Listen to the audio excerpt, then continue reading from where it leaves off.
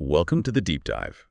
Today we're diving deep into something, well, truly unique and incredibly rich with meaning. We're looking at an excerpt from a cinematic podcast episode, The Ritual of Fire, Before Simulation. It's episode 3, also called The Ritual of Fire.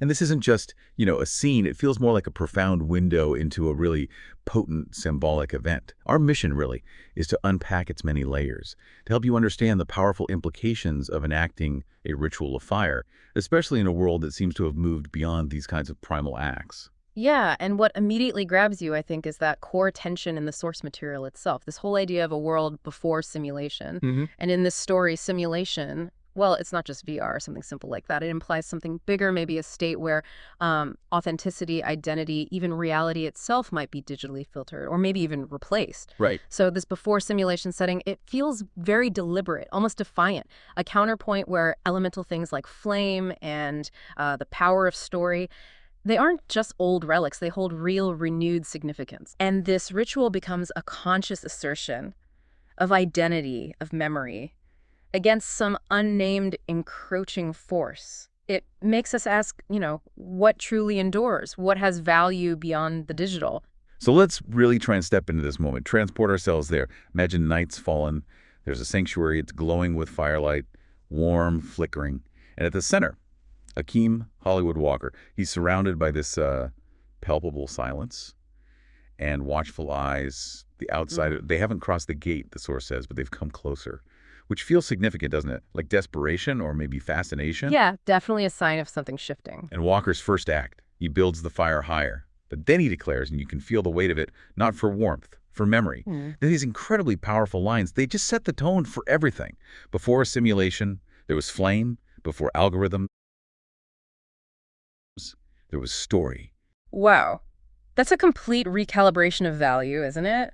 I mean, in a world apparently defined by simulation and algorithms, he's consciously choosing fire, something so ancient, so visceral and story, something so fundamentally human, as his tools for memory. Exactly. It immediately poses the question, what does this choice tell us about how fragile digital information might be perceived compared to, say, embodied knowledge?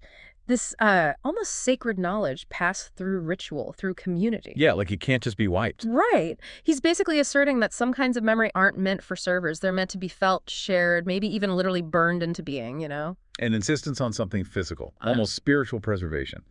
So as the fire grows, Walker moves towards it. He carefully places specific items into the burning core. The source lists them.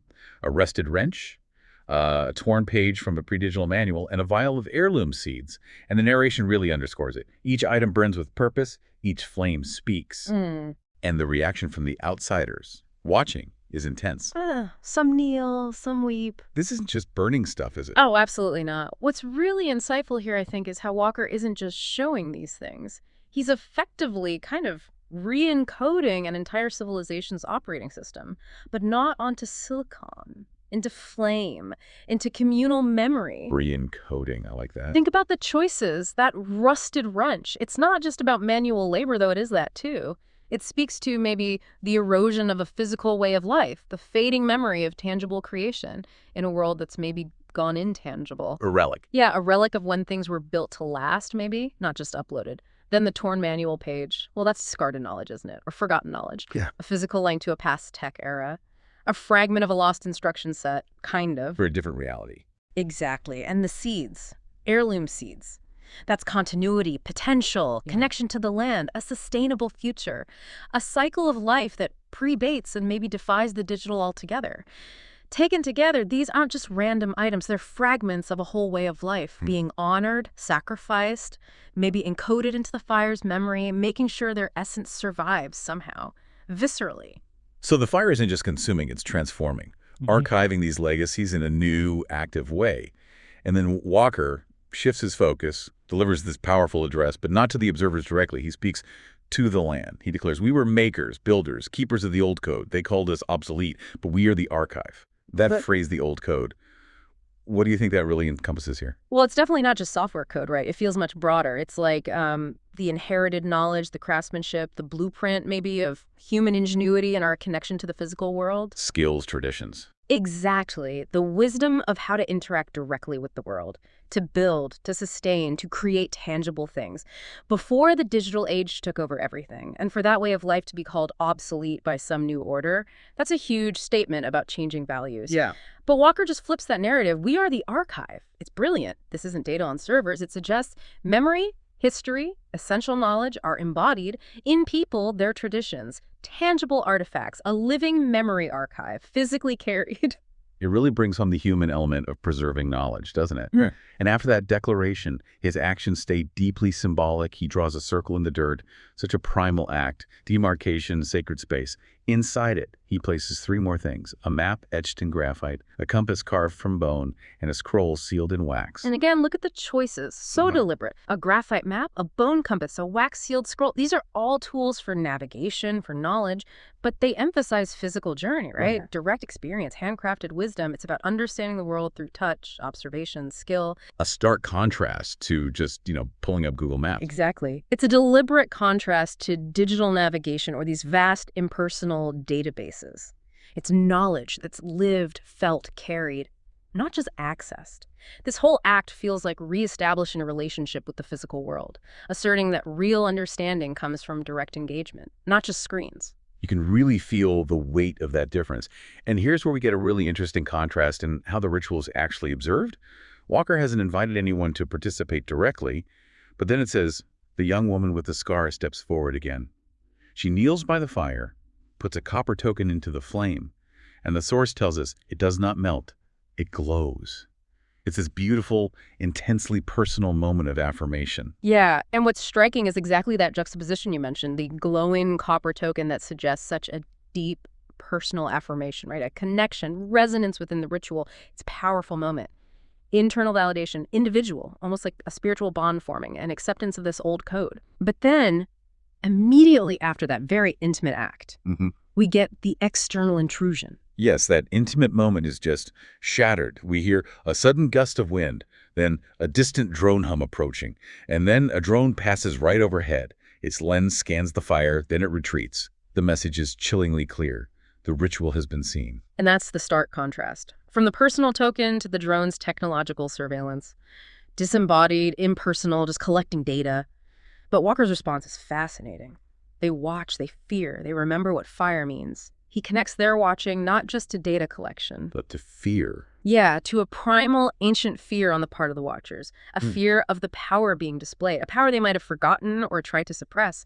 It's about them remembering a different kind of power, one that maybe transcends their digital control, a power that's ancient and perhaps deeply unsettling to their simulated society. It turns surveillance on its head, almost. It's not just observing. It's being observed by something that remembers what you, the watcher, represent or fear, and then we get the collective response. From the outsiders, they begin to chant. It's described as low, uncoordinated, but real. Imperfect, but undeniably authentic. Like a burgeoning unity, maybe. Exactly. That collective chant and later the coded ancestral smoke walker adds to the fire. These are powerful acts. Collective assertion, nonverbal communication. They defy that impersonal drone surveillance with something organic, deeply human. The chant, even uncoordinated, it's real. It embodies a living connection, a shared awakening, perhaps. And the smoke. The smoke isn't just smoke, it's coded, carrying ancient meaning, maybe. A direct line to ancestral wisdom, a language algorithms might not get or be able to simulate. The scene wraps up with this really profound statement. Tonight the sanctuary speaks. Not with weapons, but with memory. Tomorrow, the gate will open. That feels like an announcement. A new chapter starting. Absolutely. That declaration just perfectly encapsulates the whole ritual's purpose. Knowledge, tradition, collective identity, these become the true forms of power.